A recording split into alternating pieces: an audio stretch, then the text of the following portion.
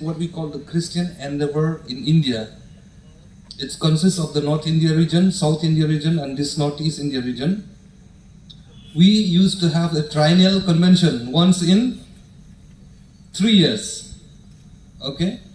Hopefully the next convention will be in 2025. It will be held downward there in the south.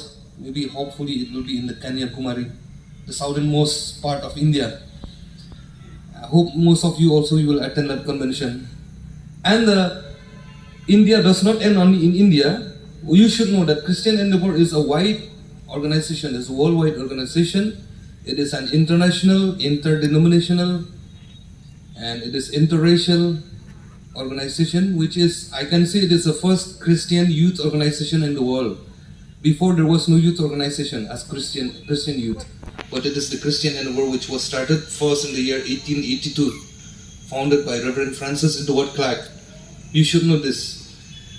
And in the world, we have a convention once in 4 years. So do you know now?